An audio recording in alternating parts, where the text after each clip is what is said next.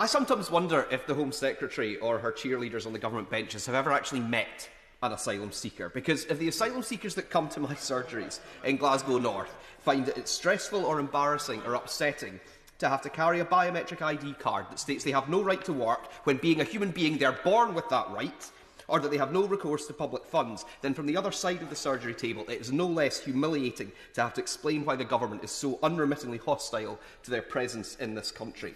It's easy to stand at the dispatch box or the back benches and say these people should leave the UK. Try looking them in the eye, eyes that have seen horrors that some of us can't even imagine, and say that. I defy any minister or any Tory backbencher to come to the next meeting of the Maryhill Integration Network Voices meeting, listen to the testimonies of the men and women who take part, and then come back to this House and justify the policies that they're promoting today. For 20 years, the Maryhill Integration Network has supported asylum seekers and refugees in the north of Glasgow, welcoming them into the community, helping share experiences, culture, food, joy across the entire city. And for 17 of those years, it's been led by the remarkable Rima Sharifi until her recent retirement.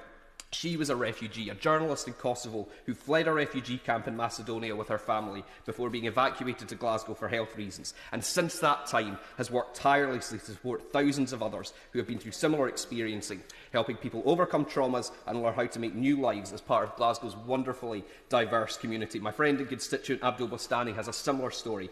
Fled the Taliban at the age of 18, arrived in the UK, was put on a bus to Glasgow, a city he'd never heard of. 20 years later, a proud father, works in translation, runs Afghan United, which brings people together in sport, language, culture and other activities. How many more Rimas and Abduls are out there and are now going, who could help transform our country, make it a better place for everyone, but instead are going to find themselves shut out, turned away, criminalised by this bill, put up in barracks before being deported, criminalised on the moment of arrival, because of course they had to struggle to get here. The repressive regime wasn't giving them a passport and a ticket to an airport. Hostility is a hallmark of this government. Hostility to devolution, hostility to the aid budget, and now a supercharging of the hostile environment for refugees and asylum seekers. A hostile environment that pervades the Home Office. The visa system is at least as much as a mess as the asylum system, and it amounts to one message: global Britain is closed. Don't come here unless you're going to spend a lot of money and then leave again very quickly. I also agree with the Honourable Member for Crawley on his points about the Chagosians.